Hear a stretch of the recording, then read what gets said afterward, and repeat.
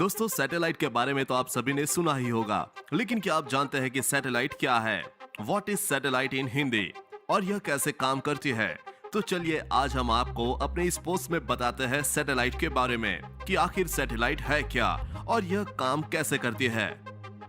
दोस्तों हो सकता है कि आपने पता लगाने की कोशिश की हो कि सैटेलाइट क्या है, व्हाट इज सैटेलाइट इन हिंदी और यह कैसे काम करती है, वह हवा में कैसे टिकी रहती है, लेकिन शायद बाद में आपको इतना ध्यान ना रहा हो क्योंकि अक्सर सैटेलाइट जो है वह हमसे बहुत दूर होती है, उसे हम देख नहीं पाते।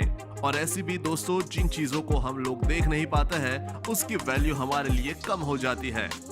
लेकिन क्या आप जानते हैं कि आप डेली लाइफ में जितने भी काम करते हैं उनमें से बहुत से काम ऐसे हैं जो कि डिपेंडेंट है सैटेलाइट के ऊपर।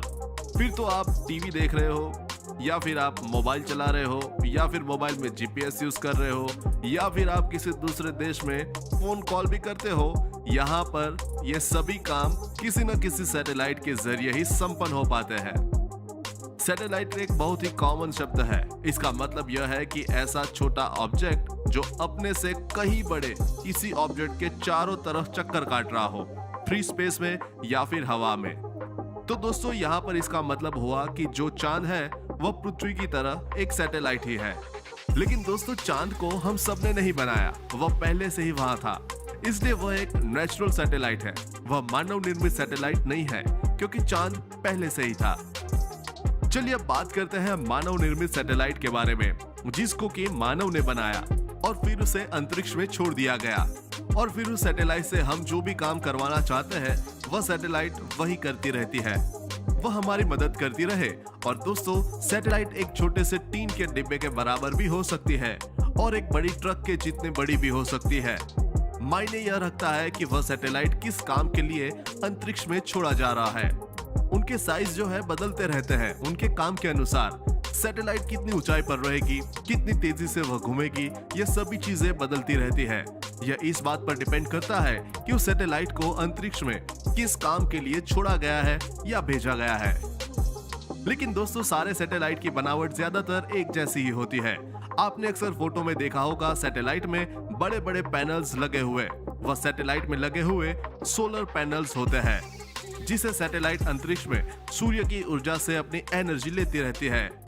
उसके बाद में जो सैटेलाइट की मेन बॉडी है उसमें सैटेलाइट का सारा सर्किट डिजाइन किया हुआ रहता है। उसके अलावा सैटेलाइट में ट्रांसमीटर लगे हुए होते हैं और रिसीवर भी लगे हुए होते हैं, जिससे कि सैटेलाइट किसी भी सिग्नल को रिसीव करते हैं और भेजते हैं। इसके अलावा सैटेलाइट में कुछ कंट्रोल मोटर भी लगी होती है, जिनकी मदद से हम सैटेलाइट को रिमोट से कंट्रोल कर सकते हैं। रिमोट की मदद से सैटेलाइट को थोड़ा बहुत एडजस्ट कर सकते हैं, जैसा कि उनका ऑर्बिट चेंज करना या फिर उनकी एंगल चेंज करना या फिर कनेक्टिविटी के प्रॉब्लम्स को सॉल्व करना। यह सब सैटेलाइट में लगे उस मोटर की सहायता से हम रिमोट से ही कर सकते हैं। इसके अलावा डिपेंड करता है कि वह किस मतलब से अंतरिक्ष में छोड़ाया गया है। जैसे कि कोई सैटेलाइट स्कैनिंग के लिए छोड़ा गया हो, उसमें स्कैनर लगा हुआ होता है, और कोई सैटेलाइट अगर फोटो लेने के लिए छोड़ा गया हो तो उसमें कैमरा लगे हुए होते हैं। पर यह सब निर्भर करता है कि सैटेलाइट किस काम के लिए अंतरिक्ष में छोड़ा गया है। लेकिन सैटेलाइट से जो मुख्य काम हम लोग लेते हैं वह है बातचीत, अर्थात कम्युनिकेशन के लिए। दोस्तों आप सभी जानते हैं कि पृथ्वी पर एक जगह से दूसरी जगह पर आप बात करना चाहते हैं तो आप रेडियो वेव सहायता से पूरी धरती को कवर नहीं कर सकते हैं, क्योंकि रेडियो वेव स्ट्रेट लाइन में ट्रेवल करेगी।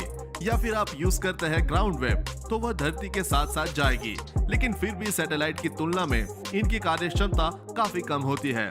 तो दोस्तों कम्युनिकेशन में जब हम पृथ्वी के एक पॉइंट से सिग्नल सैटेलाइट को भेजते हैं तो सैटेलाइट उस सिग्नल को रिसीव करके पृथ्वी के दूसरे पॉइंट पर बड़ी आसानी से भेज देता है, जिससे कि हम लोग बड़ी आसानी से पृथ्वी पर एक जगह से दूसरी जगह बातचीत कर लेते हैं। इसके अलावा हम सैटेलाइट की मदद लेते हैं नेविगेशन के लिए या फिर इमेजिंग के लिए। तो दोस्तों यहाँ पर इसी बेसिस पर सैटेलाइट जो है वह हमारे लिए काम करती रहती है।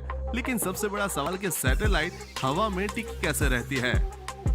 दोस्तों इसको लेकर बहुत ही सरल नियम है जो कि बनाया था जॉन गैपलर ने, और उन्होंने यह बताया था कि अगर किसी भी ऑब्जेक्ट को स्पेस में रहना हो और किसी और ऑब्जेक्ट के ऑर्बिट में चक्कर लगाना है, अगर वह एक फिक्स स्पीड पे फिक्स वेलोसिटी पे मूव करता है तो अगर वह अपने फिक्स दूरी को तय करते रहता है तो ऐसे में वह टिका रहेगा अपनी उसी ऑर्बिट में। वह नीचे आकर वापस से नहीं गिरेगा, क्योंकि उसकी जो स्पीड है वह कंट्रोल बैलेंस करती है उस ग्रेविटेशनल फोर्स को। लेकिन यहाँ पर जो सैटेलाइट की स्पीड है वह बदलती रहती है।